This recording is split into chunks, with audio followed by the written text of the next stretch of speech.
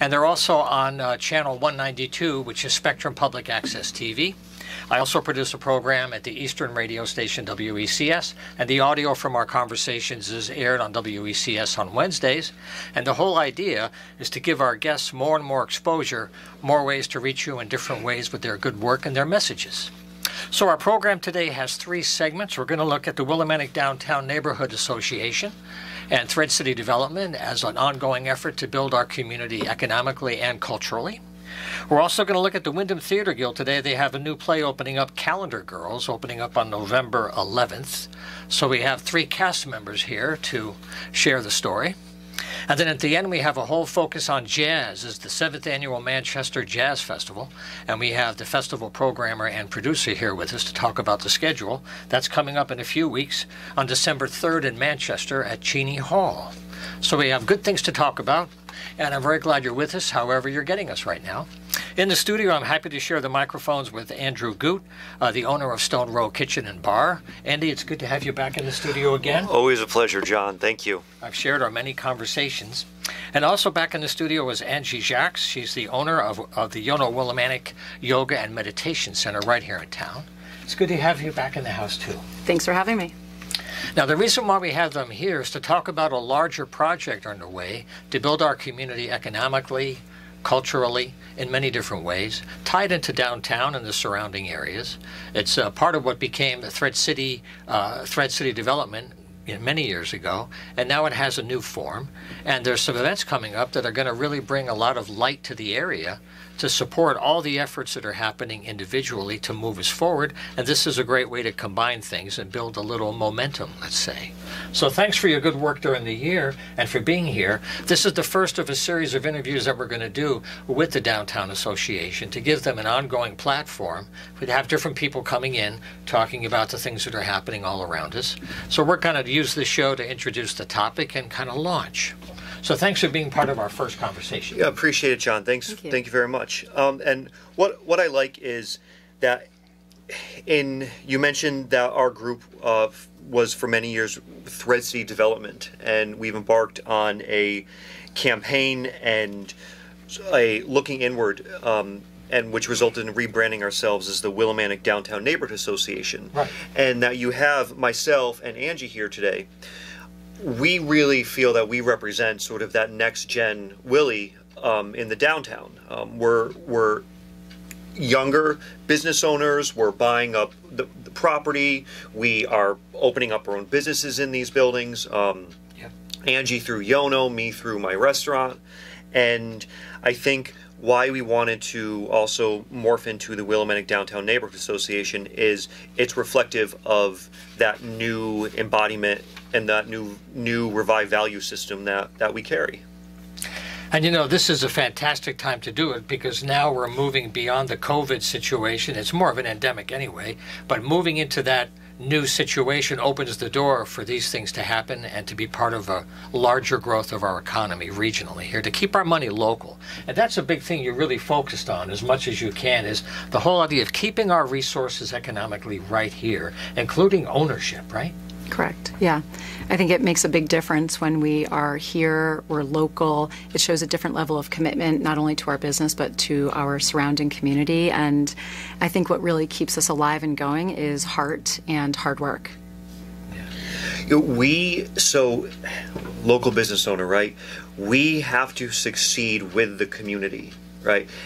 It's a different story necessarily if I was a out of state, out of town, out of mind property owner, developer, or a franchise, or I mean even franchised or often locally owned, but a chain business, right? We have to go with the wave in the direction the community goes in. And I like something that Angie talks about with she was the river and the water, and she kind of painted a really neat metaphor about the direction Willimantic's going in. Yeah, I was thinking about this interview earlier today, and the image of water kept coming up. Willimantic is as powerful as that river that runs right through, and Willimantic isn't the old story. That story's fallen away. We're not locked in it. The story is not a mountain blocking us from moving forward. That old story is just a wave, and it's brought us to where we are now. You got to go with the flow. Yeah. You have to flow downstream, and I had another restaurant before the one I had now, right? It was a successful restaurant. It was. It served me very well. And I created a wonderful base of customers as a result, and I think it's been beneficial for the neighborhood to help sort of spark up some other startups.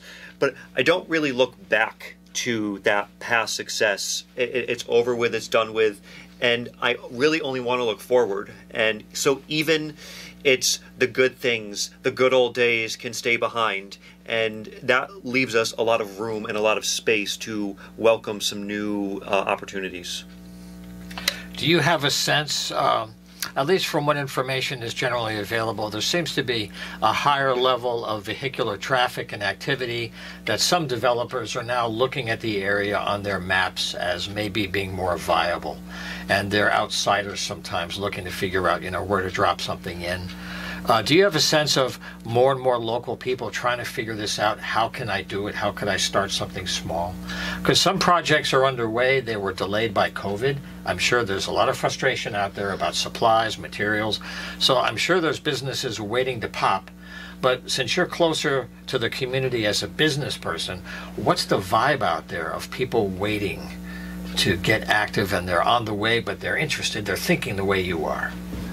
I think there's a different spotlight on Willimantic. There's a lot of places receiving awards and recognitions, and deservingly so.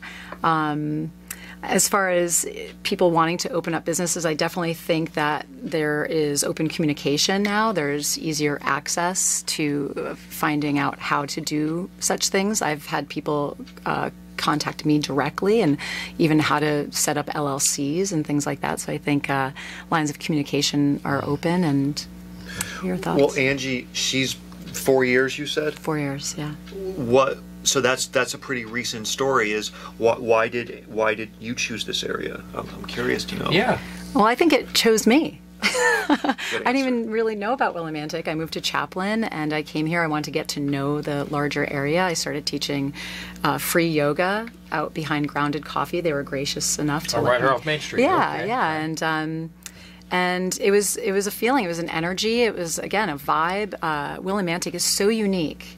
I grew up west of the river, and I really could not imagine having my business anyplace else but this town. It's been well received, yeah. And the yoga community has really just grown significantly. It's so diverse, which I really love. There are more practitioners with different styles. There's just a lot more information out there, and your particular business has really grown very successfully. Yeah, thank you. Well, you've tapped a community that responds, because there is a need, and that's why it works. There's a real need for it. And they were ready. Yeah, well, both, right? Yeah. Well, there's some events coming up as they're working on some initiatives as they look ahead to the next year or so. You had mentioned a few ways people can get into the spirit of this, and we'll talk about the website where you can track this and keep informed. But you mentioned a pub crawl. Yes, we're happy. It's time for me to crawl. Year Tell two, me, Andy. Tell me. Year two, Fa La La down Main Street, right? So it's going to be the Jingle Bars Pub Crawl. It's December 15th. Okay. Actually, I want to backtrack on that. All right. Jingle Bars Pub and Grub Crawl. Okay, Pub and got grub. that. Yeah. Because food and we have some spirits. food places on board that are going to do some of the savory bar bites for us. We have some of the pubs and bars on board. We're looking at maybe 6 or 7 stops in total. What we really like about this event is it's a great thing to do this time of year, but also it shows solidarity within the local hospitality community. We work together. Right. We trade. This is Stone Row may attract some customers that will go to this event who are going to go to some other venues where they may be checking out for the first time, or we call them not yet regulars, right? They may not have been there since 3 years ago, which flows right into the next event we're doing. Using food and hospitality is kind of one of those major linchpins in really boosting the profile of a neighborhood. Everyone's got to eat, right? So if we can turn that into a viable opportunity to put as much square footage as we can in this neighborhood to activate it for the purpose of food and hospitality. And when I say hospitality, I would also think of someone like Angie as well. We think of sort of the root of the word hospice and hospital. It's all about being taken care of, and your well-being. So we have the Jingle Bars Pub Crawl in December. Come February, we have the second year of our restaurant week. So 2 years, 2 good events. We're building that momentum, and we're really eager to be doing more. So Restaurant Week will be launched in February. It's Taste Two Towns, so it's focused primarily within the downtown areas of Mansfield, so stores downtown, and Willimantic's downtown, and some other complementary businesses in Wyndham and in Mansfield as well. Yeah, small radius nearby. Yep. Yeah. So I want to give you the website to jot down, because this way, as things come up, as they begin to figure out new projects, you can stay informed. And it's simple, too. It's willimanticdowntown.org. So that's pretty good, willimanticdowntown.org. Apart from more money, if somebody in town got that $2 billion ticket and decided to dump some money on Willie, apart from more money, what do you think the number one thing this effort needs to move ahead in the next year? With all the potential you're talking about, and I see it, I mean, downtown is happening, some of those projects are going to be happening, but what's needed beyond money?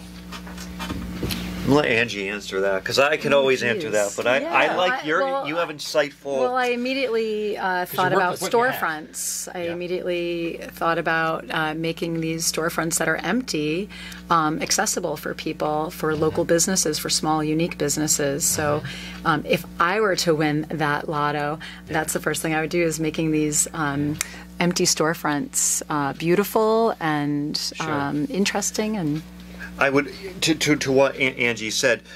What I've noticed, I've been on the street downtown for over 10 years now, is when a high quality vacancy does come up, like of a space that was renovated or newly renovated, or it was a business that had a turnover, those go fast. Yeah, we have. Unfortunately, but it does. But in something that's unfortunate, we can find opportunity, right? Some of our property down here, some of our property in this neighborhood is 50 to 75 years past due its major rehab. It was abandoned. So it's really hard for a small business owner with a smaller amount of capital to occupy a storefront that still has wiring in it from the 1920s. Yeah. So that's kind of and I know Angie and I have faced this, Angie especially, because when was your building built? 1900. 1900. So she just did an extensive renovation, and hers has been continuously occupied, but even still you encountered strange, was this code unique, right? Well, that's part of the history of the town. This is an old town. Yeah. It's really got a history, and so the whole development process it's very different. So it's very different than some of our other real suburban centers in Connecticut that were really built between the 60s, the 70s, and the 1980s, where that building stock is brand new. We have buildings here that could support awesome, viable businesses, but they were built when Abraham Lincoln was president. It's a different set of variables, and the level of investment as a result is going to have to be different. And sometimes that's the part of the narrative that's not being told is, well, why not Wyndham? Why not Wyndham? Because the level of investment is just going to be different when I'm dealing with a building that's 150 years old. Yeah, and I've covered we love those buildings. Oh, people love them passionately, and I know I've covered these efforts for a long time. And trying to use government funds it's a whole labyrinth. It's very complicated. It takes years. It takes government approvals, and some of that's going to bear fruit here, but it's a long waiting game. And it's going to be better for it, but people that are around are saying, wow, Godot is yet to arrive. Well, the past 3 years taught us many things. One thing could have been that certain programs that the government did, like I'm referencing COVID, like the Paycheck Protection Program and the EIDL, there were there were holes, there were gaps, there were certainly lessons to be learned. But the government can do things effectively with funding fast if it's needed, and sometimes saving these buildings that are falling apart does not need to be a 25-year argument. Correct. And on that note of enthusiasm and passion, that's Andy for you. There you go. But I want to thank Andrew Goot, and Angie Jacques for being here today. They're from the Willimantic Downtown Neighborhood Association. This is the first of a series of conversations we'll have. As these efforts move forward, we're going to have stories to share about projects. We didn't talk about this, but I've also had folks on from Willimantic Downtown Art, taking all those nooks and crannies and turning them into art spaces. Making them murals, right? Activating every square surface of this neighborhood. Yeah, right? WillimanticDowntownArt.org, and you can see all the. If you go to the website, there's a map of downtown that shows you where the installations are. It's a beautiful way to walk around on a nice day. And thank you again for being here, for all the good work you're doing. We'll look forward to having you folks back later in the wintertime. Okay? Always a pleasure. Yeah, thank you for having us. Take care. Okay, we'll take a break for a couple of short messages. Later in the show, we're going to look at the Manchester Jazz Festival in December. And coming up in just a couple of moments, we're going to look at the Wyndham Theater Guild. All righty, we're back live for On the Homefront today. John Murphy here with you on this Wednesday. For the second part of our show, we have extra guests in the studio today from the Wyndham Theater Guild. It's always great to have people in the house. They have a show coming up on November 11th. Opening is Calendar Girls, a successful play and a film, and they're going to take it on here, quite literally. Maybe take it off here, as it were. Here in Willimantic. But anyway, they're here to talk about the show. They're cast members. And we'll talk about the story. This is a true story, which is really cool.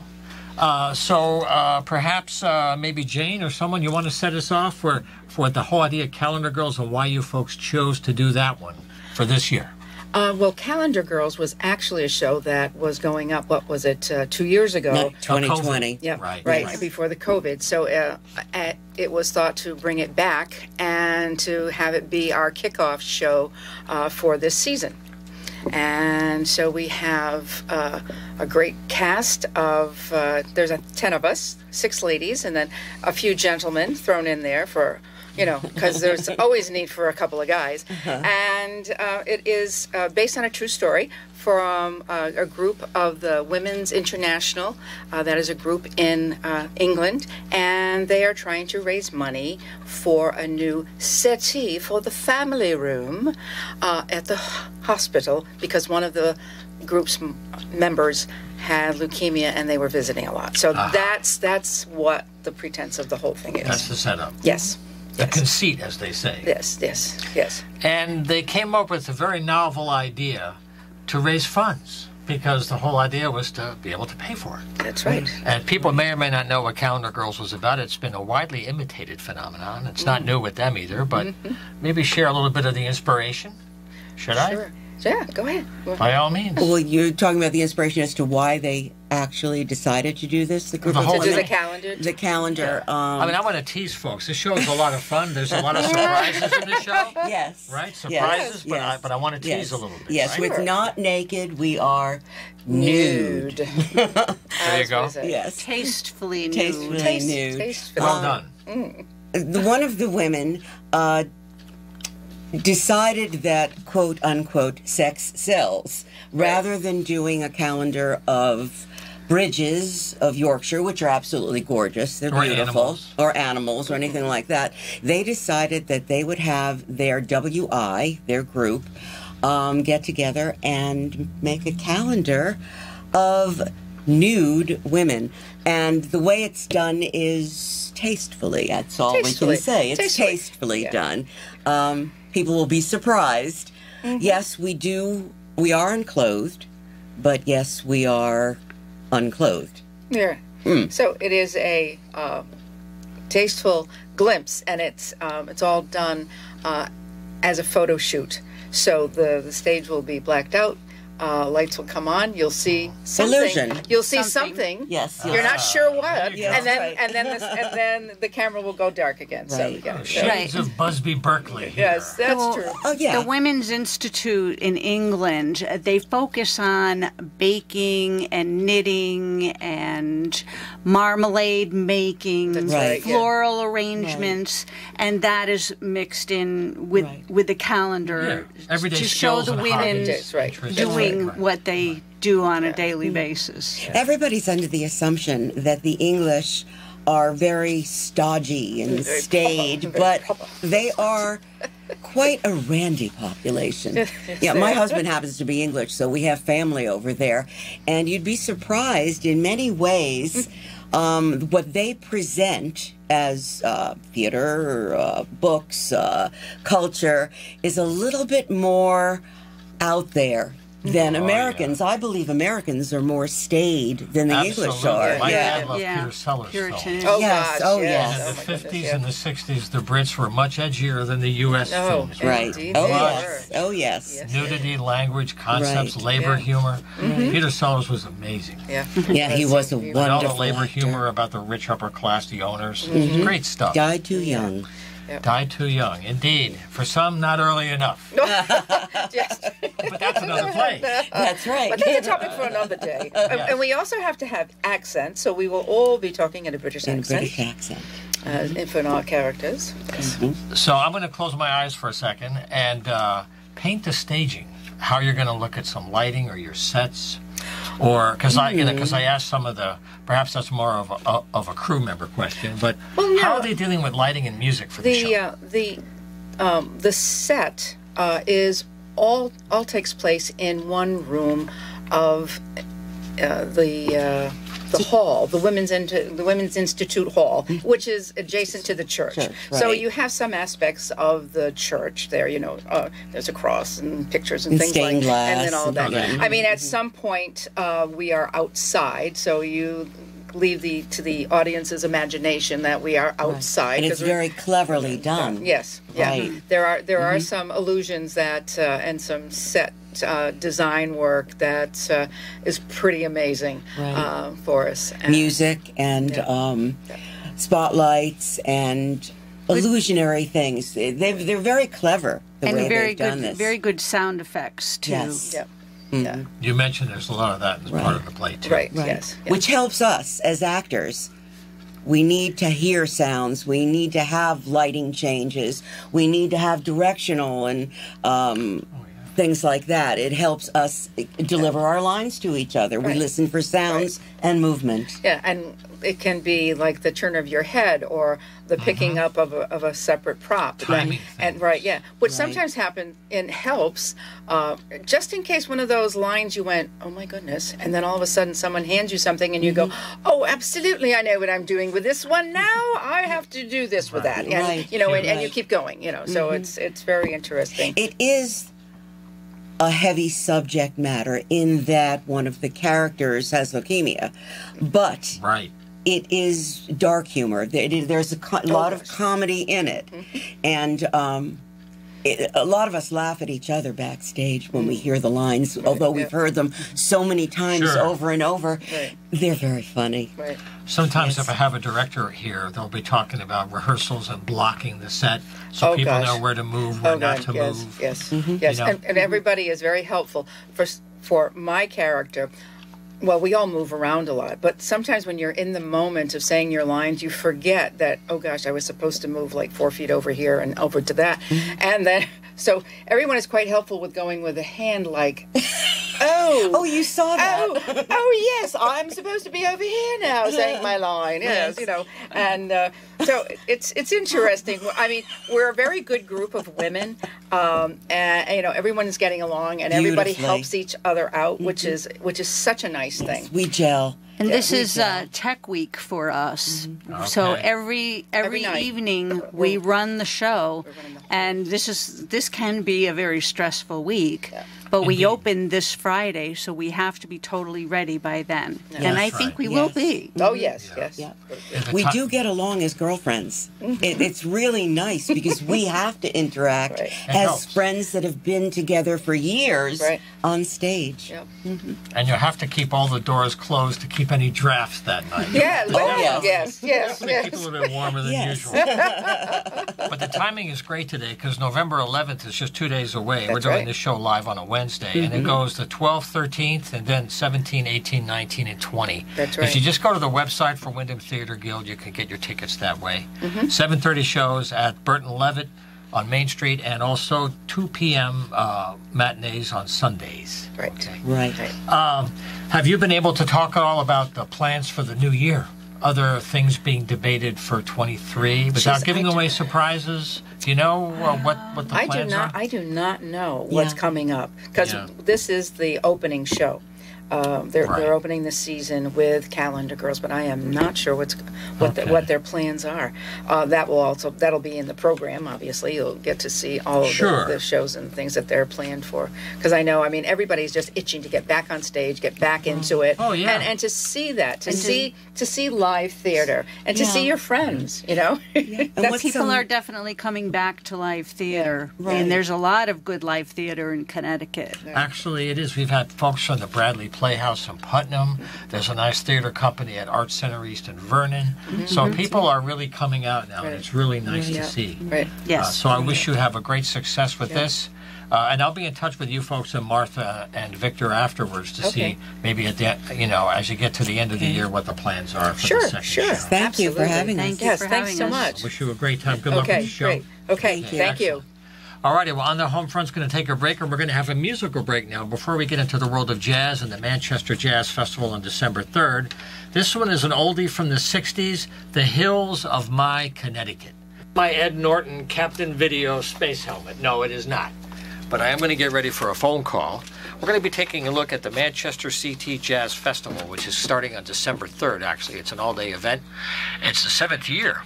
And we have Ken Richmond here with us. He is one of the producers who's been with the festival for many years, and he's helping to take care of kind of running the festival. And also we have a musician on the phone, Alex Nakimovsky. He is here to talk about some of the great programming they have for the day. Again, this is on December 3rd. So we'll check to make sure that Alex is with us. Hello, Alex. Can you hear us okay? Yes. Hi, John. I hear you very well. Oh, excellent. Okay, well, Ken's with me in the studio, so we'll give you a high five. Thank you very much for joining us today.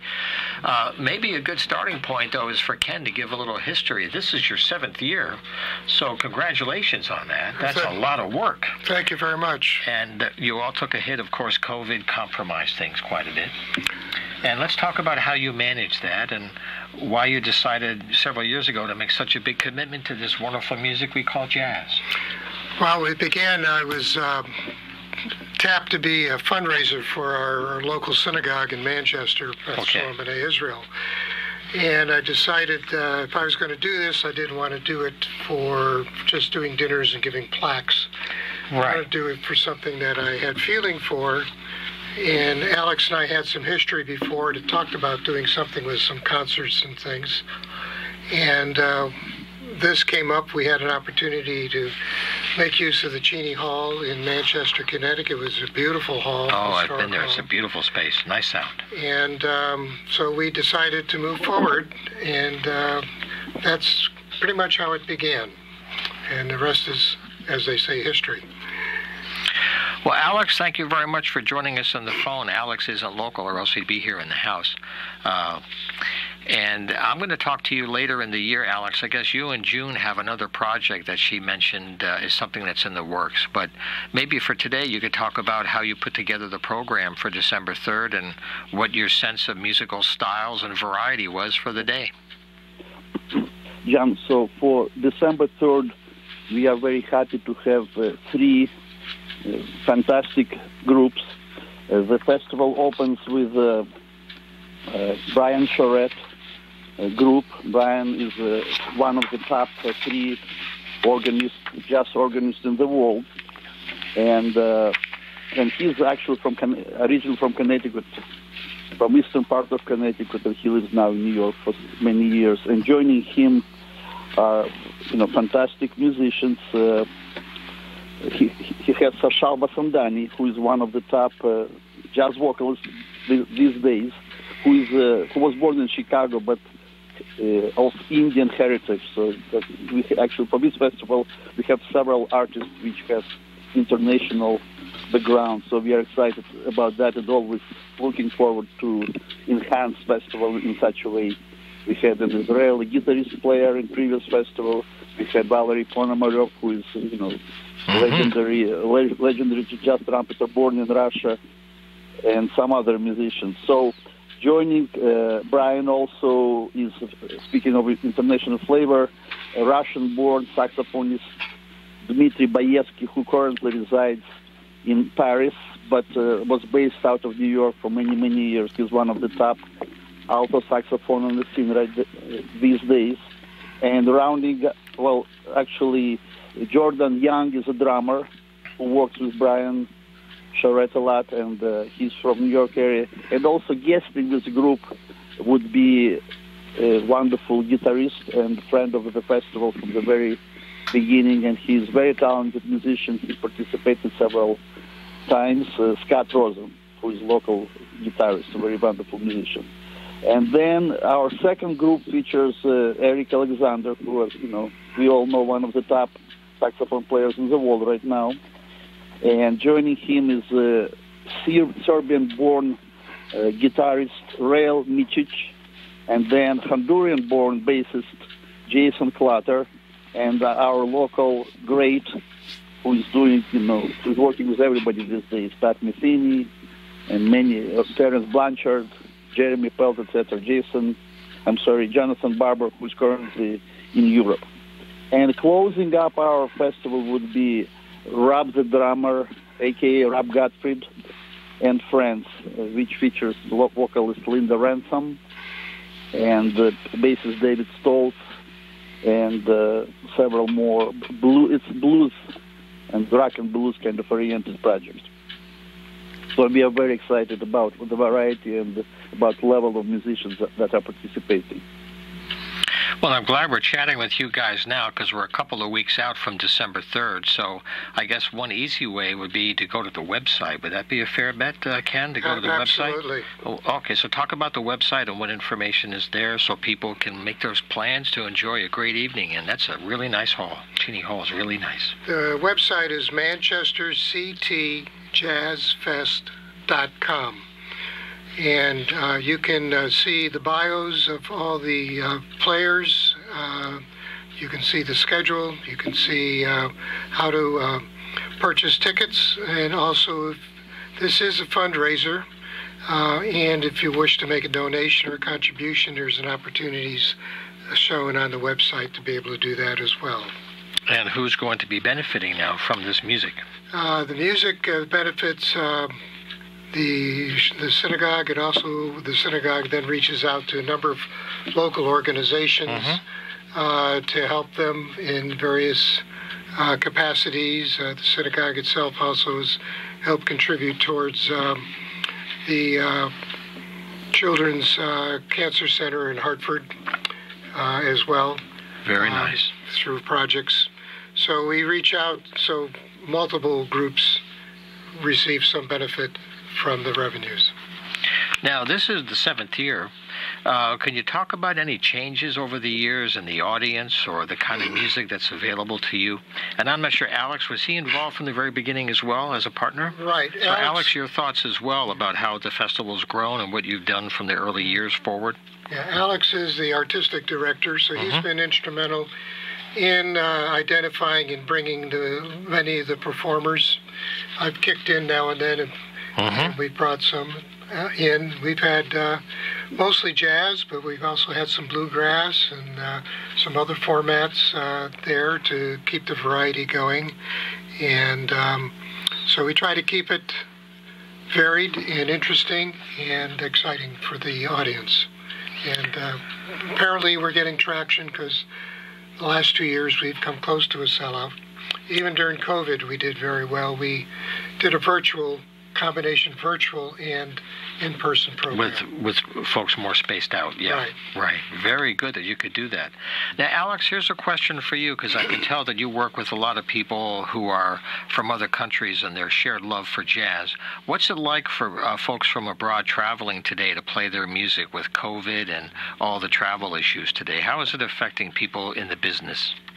Well, of course, it affected jazz musicians very much. I was supposed to go and tour in Europe in April of 2019.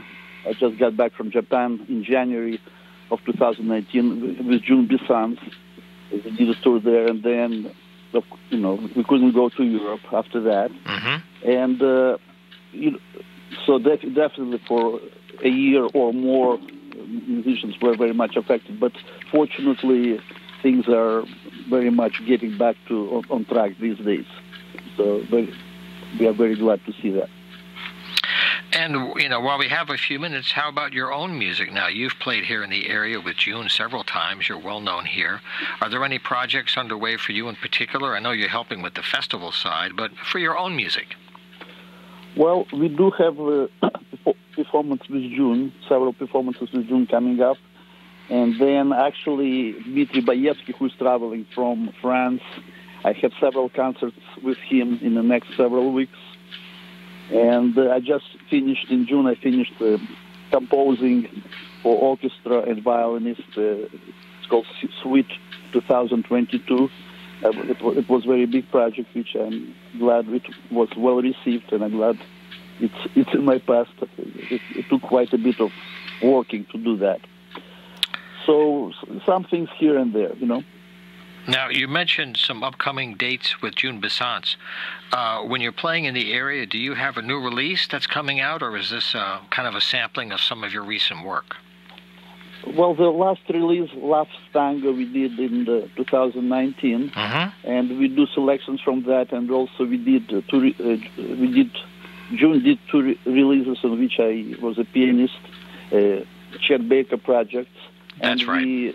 So we do music from those and from our original project. Yep. Yeah, some great vocals. And then one other thing, when I talk to players especially, there's always a concern over the generational passing of jazz, and some of the founding fathers and mothers are passing on. When you play out, do you notice a mix in the audience between older folks and young students and young folks checking out the music? And also to Ken, when you do the festivals here in town in Manchester, what's your audiences like these days? What kind of mix do you see of people connecting to this music? I think we see a range from, we've had young children to people who are much older and in between. I think jazz has people have a feel for jazz at all different ages, and we're trying to keep that alive in music east of the river particularly, and to expand what we have and make live music more of a venue that people want to come and enjoy. Well, John, the jazz music is such a beautiful art form. So once a person of any age, touches it, and they become very enchanted. And I know that as an educator, I taught a Greater Hartford Academy for the Arts for almost 20 years, and it's so great to see so many students from there and from all over, Connecticut and the world, loving this music and doing a great job, performing it, and it's all over the world. It's really fascinating. In Japan, in Russia, the scene is very strong. There's probably would be one Charlie Parker and one John Coltrane and one Miles Davis. But, the level and commitment of young musicians is really, astounding. Yeah, those are the nice things about the music, is it transcends all kinds of differences in so many ways and time periods, too. New ways of playing the same instruments. All the things you explore. So it's really good. And I want to mention again, this is the 7th Annual Manchester CT Jazz Festival. December 3rd at Cheney Hall in Manchester, 7 o'clock. They have three performances planned. And just go to the website to get more information about the event or to get tickets and learn more about the musicians that Alex and Ken have put together. ManchesterCTJazzFest.com. So Ken Wichman and Alex Nakamovsky, thank you both for your good work to support the music and make this festival happen for us here just a couple of weeks away. Thank you. Thank you for having us. Thank you very much, John. We appreciate it. Okay, Alex, thank you again. Please give my best to June. We'll have you back later when the events start happening here, and there's some regional gigs. We'll have June back in the house, okay? Thank you very much. Okay, take care now. Bye-bye.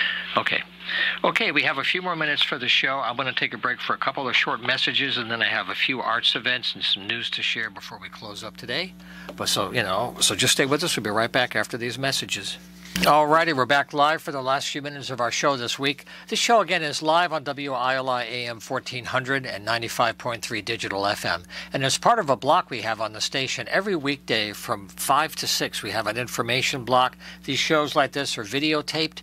They're on the WILI YouTube channel. They're on local cable public access. And they're also, at least this particular show is aired on WECS, the Eastern radio station, to give our guests and their stories more exposure to reach more people. But I do get lots of messages. I thank you very much for sending me emails and things to announce on the air. I also do a show up at WECS, and we cross-promote each other all the time. The Ashford Arts Council wants me to know that they have a holiday artist market on November 19th and 20th. That's coming up soon, November 19th and 20th. That's going to be at the Knowlton Memorial Hall on Pompey Hollow Road in Ashford. If you go to the Ashford Arts Council, you'll be able to get the information. But this is an artist market for the holidays, Saturday and Sunday, November 19th and 20th. Some of you may know about the Artist Open Studios. It's an incredible thing they've been doing for many years. It's both weekends of Thanksgiving and the weekend after. This is a brochure that you can get a copy of this online. It's also all over the area right now.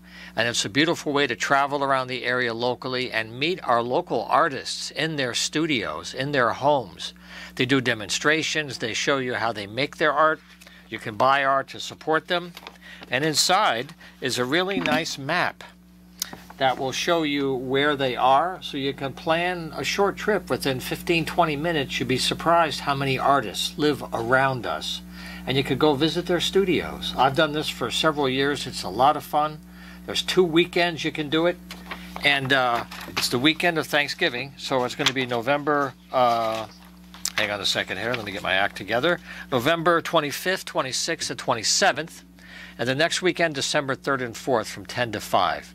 So what you can do is write down this website, and it's all there waiting for you to have a nice day trip. And it's AOSCT, Artists Open Studios, Connecticut. So www.aosct.org. And it's a great way to celebrate the time. Also, a couple of quick messages. Our good friends at the Packing House up in Wellington, up on Route 32, just a few miles north of us here. They have some events coming up. They have a spiritual medium that's become very popular in that area. Mara Geist is going to be there. She's back for a visit on November 18th. And then in December, Ash and Eric are there with an evening of folk and indie rock music. That's on December 3rd. And December 10th is Tracy Walton, a folk artist, making a return engagement December 10th. I also do a shout-out with love to Bruce John. He also wants me to remind you that the next show on November 6th, actually that just passed, we're looking at November 20th, is Amy Gallatin and Stillwaters with Kate Callahan. That's going to be on November 20th at the Sanctuary at St. Paul's Church on Valley Street in downtown Willimantic. So that's it for this week. Thank you very much for your time. If you want to join us here in the studio, you're always welcome. Just use the email to make a contact, and we're all set to move from there. John@humanartsmedia.com, and we'll see you next time.